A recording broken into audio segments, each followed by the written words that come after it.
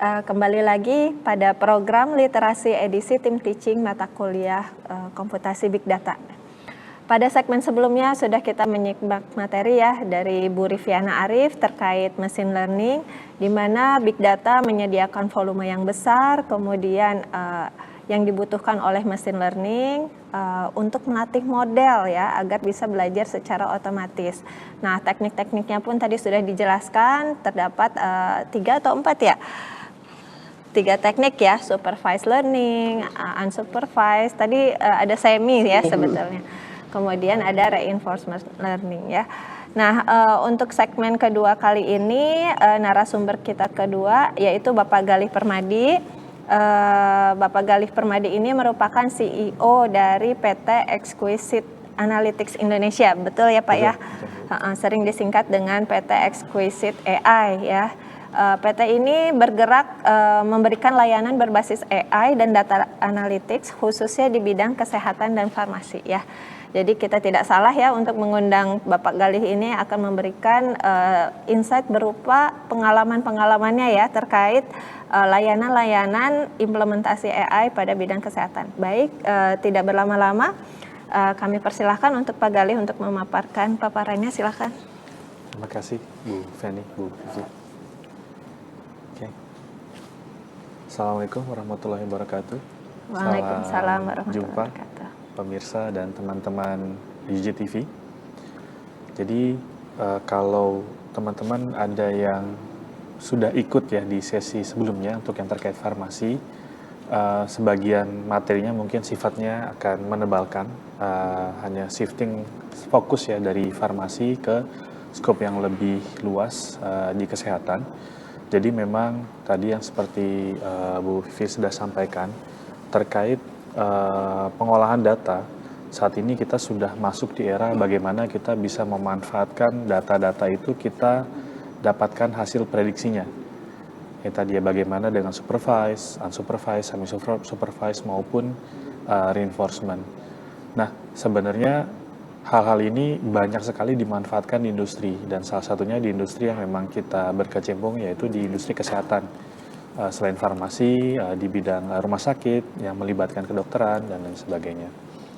Jadi izin hari ini sedikit sharing terkait beberapa aplikasi. Jadi kita coba mulai runutkan dari yang mulai deskriptif sampai dengan nanti yang mulai prediktif dengan machine learning sampai dengan AI. Dan juga nanti kita akan sedikit sentuh yang memang menjadi topik yang hangat diperbincangkan terkait industri 5.0 yang memang sudah merambah ke healthcare. Jadi salah satunya memang ini menjadi topik yang cukup hangat. Kalau kemarin memang di farmasi, di healthcare ini juga menjadi hal yang sangat diantisipasi. Jadi sebagaimana tagline yang ada di slide yang saya tunjukkan, in today's healthcare world, data isn't a byproduct, it is the product ya. Jadi memang kalau sebelumnya data itu sebenarnya hanya sampingan, hasil sampingan, byproduct. Jadi apabila kita beraktivitas, misalnya berkegiatan, misalnya kalau di industri kesehatan, salah satu yang paling besar adalah misalnya rumah sakit. Data ini hanyalah byproduct dari aktivitas kegiatan rumah sakit. Misalnya rekam medis, misalnya resep, dan lain sebagainya.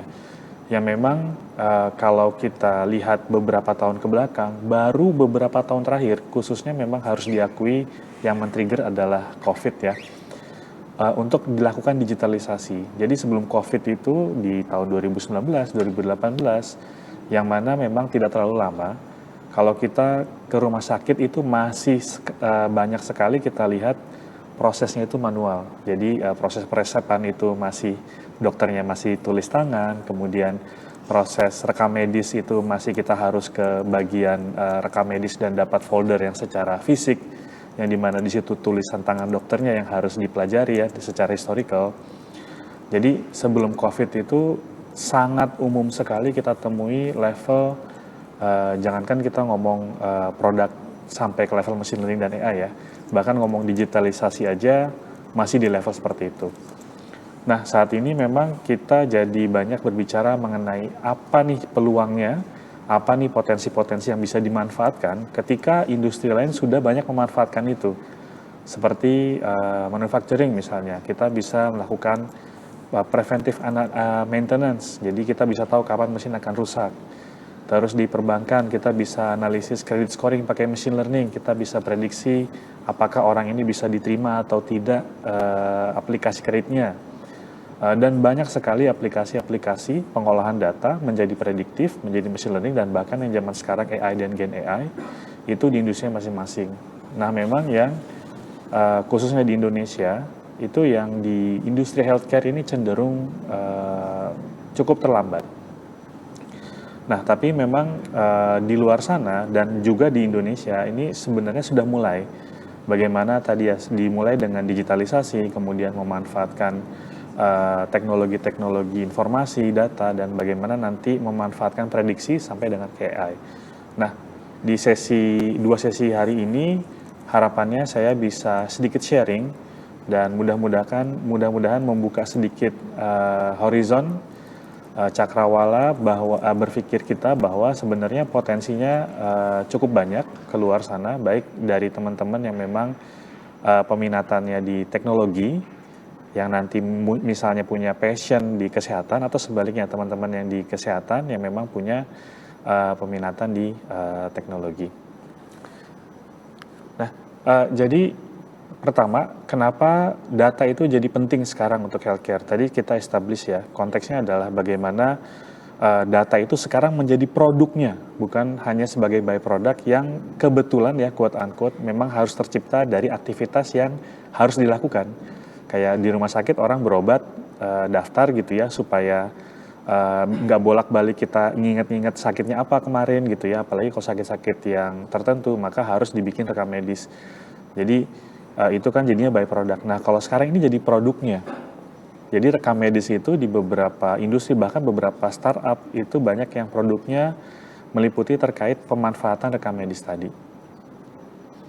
Nah, jadi salah satu objektifnya adalah bagaimana kita bisa mendirikan sebuah urgensi terkait digital transformation di healthcare. Kenapa? Karena saat ini 90% data di kesehatan itu tercipta hanya di 2 tahun terakhir. Jadi itu mungkin yang jadi highlight ya, 2 tahun terakhir ini ledakan datanya begitu besar, sehingga volumenya itu 2 tahun terakhir aja sama dengan 90% dari keseluruhan data. Sehingga sebenarnya satu jadi challenge bagaimana melakukan pemrosesan. Yang kedua berarti sebenarnya banyak sekali insight yang sebenarnya bisa kita lakukan. Contohnya tadi apabila kita ingin melakukan inisiatif-inisiatif machine learning yang tadi sudah dijelaskan. Nah impact-nya apa sih? Impact-nya ini sebenarnya bisa jadi competitive differentiator. Ketika kita melihat kesehatan ini sebagai industri ya, mungkin frame-nya bukan berarti kita ngomongin kompetisi itu sebagai sesuatu yang negatif, tapi bagaimana kita bisa dapetin competitive advantage. Nah, contoh di sini ngomongin data explosion, itu matriksnya adalah yang saat ini untuk satu human genome itu besarnya sampai 200 GB untuk satu saja. Dan ada survei yang mencatat di satu rumah sakit itu ada yang sudah mulai memberdayakan IoT, data analytics, machine learning, dan lain sebagainya ya. Itu bisa mempunyai 30.000 lebih. Jadi IoT ini misalnya kan bagaimana nanti memonitor heart rate, terus kemudian nanti buat yang di ICU dan lain sebagainya. Itu kan sebenarnya alat-alat yang sifatnya medical grade yang sebenarnya memancarkan data yang harus disimpan. Nah mungkin sedikit melipir kalau kita ke industri retail, saat ini kita sudah banyak bisa menikmati alat-alat yang sifatnya itu bisa mengukur kesehatan dan rekam jantung kita, heart rate, monitoring itu dalam harga yang sangat murah, yang kita bisa beli dalam bentuk smartband atau smartwatch gitu ya.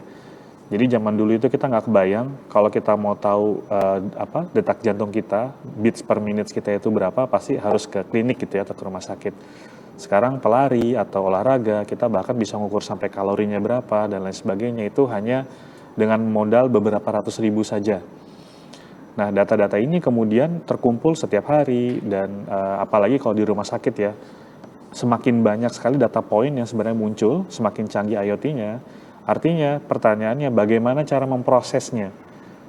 Dengan ada 30.000 tadi itu baru device-nya, belum data point-nya, dan juga tadi satu human genome ketika kita mau proses itu ada 200 giga. Nah, sebelum masuk ke machine learning AI, kita mulai dari yang paling basic dulu. Bagaimana kita melakukan analisis secara deskriptif. Jadi kalau di tahapan analytics itu kan sebelum kita ngomongin prediktif, kita deskriptif dulu. Mengetahui apa yang sudah terjadi. Nah, ini juga yang sebenarnya kita lihat meskipun bisa dibilang sangat basic, tapi beberapa organisasi masih cukup struggling di poin ini. Karena kami juga masih menemui beberapa organisasi masih banyak melakukan pencatatan itu dalam bentuk Excel. Dalam bentuk Excel, masih dalam bentuk catatan manual. Jadi meskipun mereka punya sistem yang sifatnya kayak hospital information system, tapi untuk menganalisis harus di-download dulu, kemudian diolah berupa Excel, kemudian dianalisis, kemudian dilaporkan ke manajemen. Dan itu dilakukan setiap mereka akan melakukan pelaporan.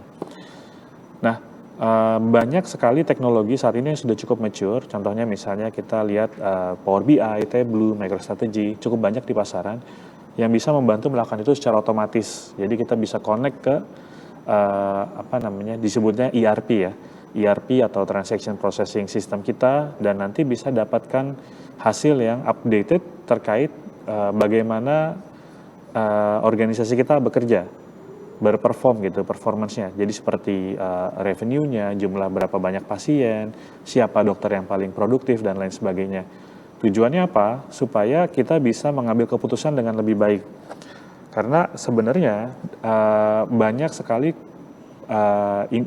instansi kesehatan yang proses pengambilan keputusan ya hanya mengandalkan tacit knowledge dari misalnya dari direkturnya dan lain sebagainya, tidak berdasarkan data.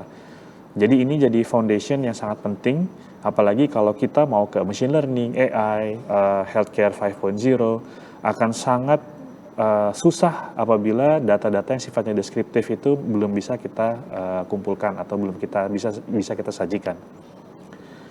Jadi ini contohnya misalnya dari perspektif apoteknya ya, farmasinya bisa ngelihat salah satu impact-nya apa? Impact-nya misalnya buat pemesanan obat.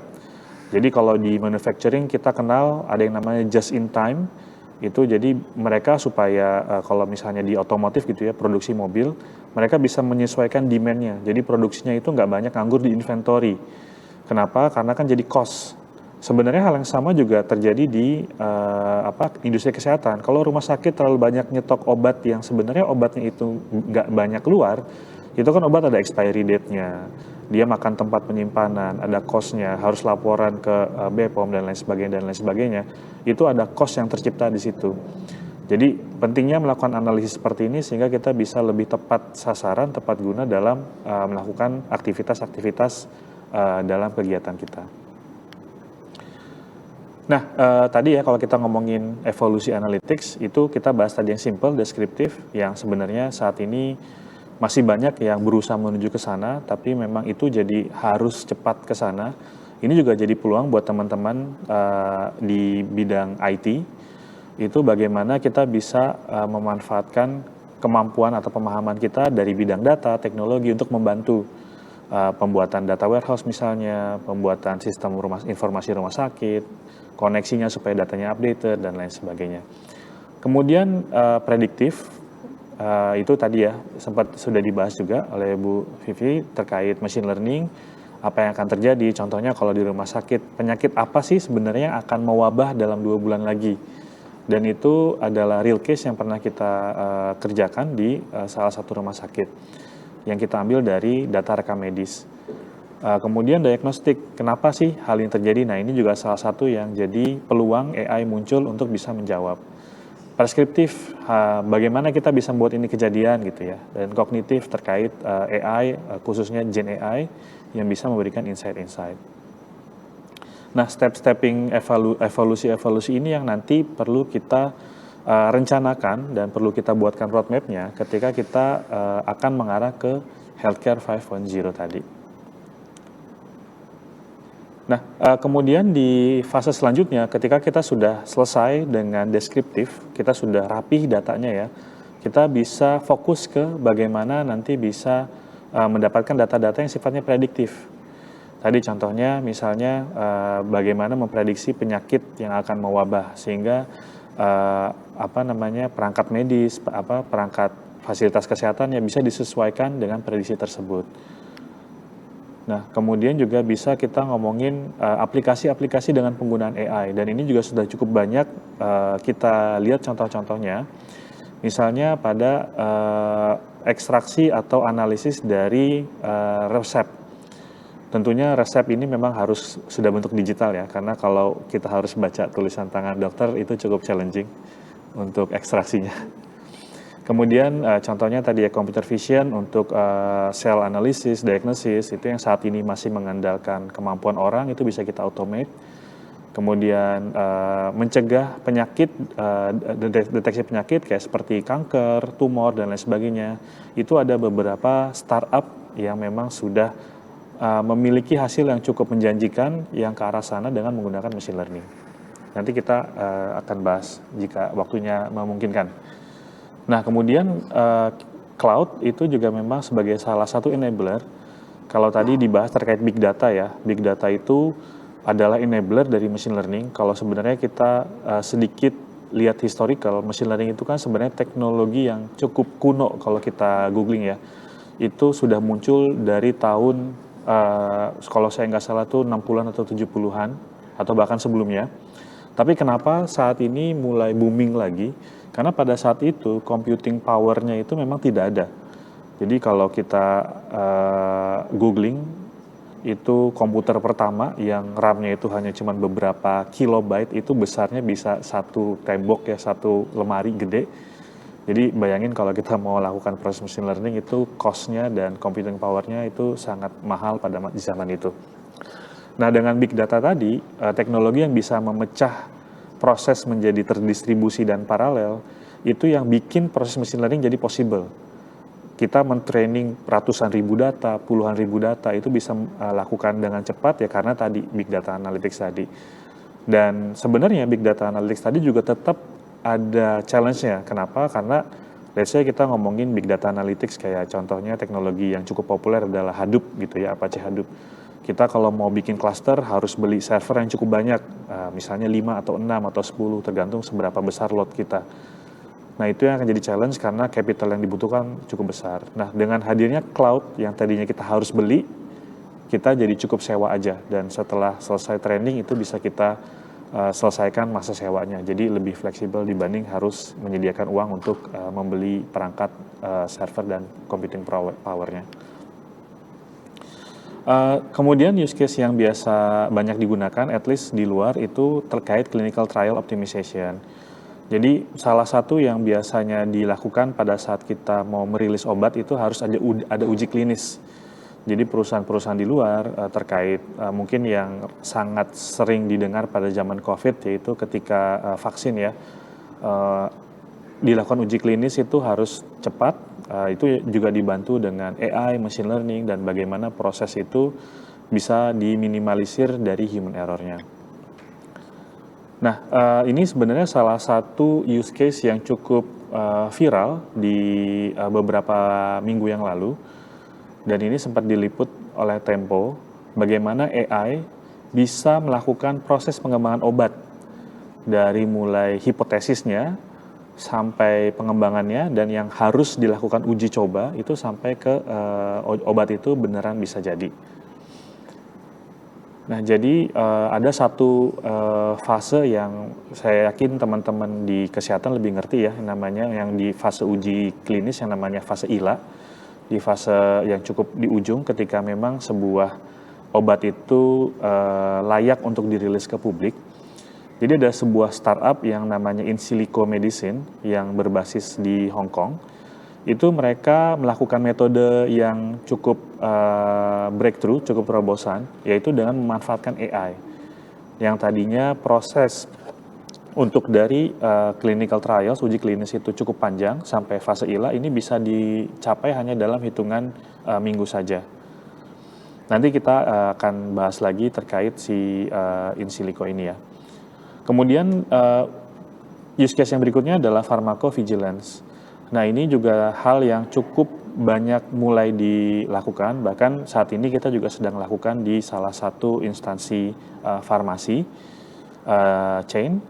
Jadi bagaimana kalau kita melakukan merekomendasikan ya, tadi kan contohnya kan ada kalau ngomongin supervised learning itu salah satunya rekomendasi iklan dan lain sebagainya. Nah, bagaimana dengan obat? Kalau misalnya kita lagi mau beli obat, bisa nggak sih kita direkomendasiin vitamin? Nah, itu use case yang sedang kita kembangkan bersama salah satu apotek chain yang di Indonesia. Tapi yang jadi isu adalah ada beberapa kontraindikasi atau ya yang disebut pharmacovigilance. Bagaimana kalau misalnya obat ini digunakan dengan obat yang lain, vitamin ini dikonsumsi dengan obat ini, itu hasilnya akan menjadi negatif. Nah, hal ini yang sebenarnya akan sangat susah untuk mengandalkan orang-orang yang memang pada saat point of sale itu harus mengingat, karena ada ribuan atau puluhan ribu daftar dan mungkin ratusan ribu kombinasi. Jadi kalau vitamin ini nggak boleh sama obat ini nggak boleh sama obat yang ini, dan lain seterusnya. Dan itu yang nanti dilakukan oleh AI secara lebih efisien dan lebih cepat. Ini contohnya ya, ketika tadi ngomongin proses administrasinya, prosesnya itu cukup panjang dan cukup memakan waktu untuk setiap prosesnya. Tapi dengan AI itu kita bisa bikin yang saat ini kita sebut dengan agentic. Jadi setiap poin-poin ini kita bikin AI yang kita latih dengan task yang spesifik untuk solving poin-poin tadi. Kemudian terkait supply chain analytics juga, itu juga kita bisa lakukan improve dengan machine learning dan AI. Nah, yang sangat relevan dengan industri kesehatan buat teman-teman yang pegiat di industri ini atau di bidang ini, itu personalized medicine. Ini yang jadi sebenarnya tolak ukur ya dari industri 4.0 dan 5.0 di healthcare. Jadi sebenarnya yang menjadi isu ketika kita sakit gitu ya, dokter itu mencoba menganalisis penyakit kita dan memberikan obat, itu berusaha memberikan treatment yang sangat personal. Oh, kalau misalnya dia sakitnya misalnya batuk tapi dia punya darah tinggi, berarti nggak bisa obatnya ini. Oh, ternyata dia punya ini. Tapi di situ hanya di level yang surface level aja, hanya yang diberikan informasinya saja. Tapi bagaimana kalau kita bisa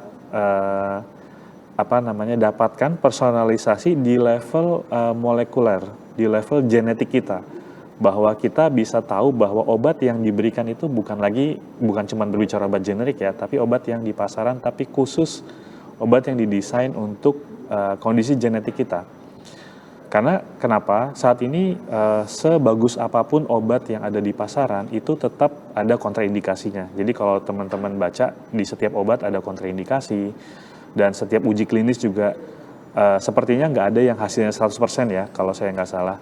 Selalu ada rate yang misalnya ada 0, sekian persen misalnya memberikan kontraindikasi tertentu, atau bahkan kalau kita ingat pada saat di zaman COVID aja, membuat vaksin itu ada sekian persen miss-nya, bahkan ada yang bisa memberikan hasil yang lebih fatal, bahkan yang kalau nggak salah sampai mengakibatkan kematian gitu ya. Nah, itu kan karena memang kita mencoba membuat satu solusi yang bisa diaplikasikan ke seluruh manusia yang punya penyakit itu. Tapi bisa jadi semua manusia itu kan punya genetis yang berbeda. Di 90% orang yang tanpa kondisi genetis tertentu itu akan aman-aman saja. Tapi di 10% lain akan ada impact. Dari 10 itu, 1%-nya impact-nya bisa jadi fatal misalnya. Nah, hal-hal seperti itu yang saat ini tidak bisa di-handle oleh traditional medicine. Jadi hanya uji klinis yang sifatnya dengan metode-metode yang sudah diterapkan dan lain sebagainya, sampai akhirnya bisa dirilis ke pasaran. Dan itu memang harus dicegah ya, misalnya berarti ini harus obat yang dengan resep, obat keras dan lain sebagainya. Itu yang nanti kita coba bahas lebih detail terkait personalized medicine dan bagaimana nanti impact-nya ke healthcare 5.0. Ya, baik. Baik, terima kasih Pak Gali, menarik sekali ya. Tadi sudah dibahas Big Data, Analitik, dan AI dalam industri kesehatan ya. Tadi khususnya di bidang farmasi juga ada ya tadi ya dibahas. Beberapa topik juga sudah diberikan ya agar mungkin pemirsa UJI TV bisa mengembangkan kembali ya terkait mungkin kita sekarang perlu seperti personal health assistant seperti itu tadi personal medicine ya. Medicine. Oke. Baik, kita harus break dulu, tetap di program literasi, jangan kemana-mana.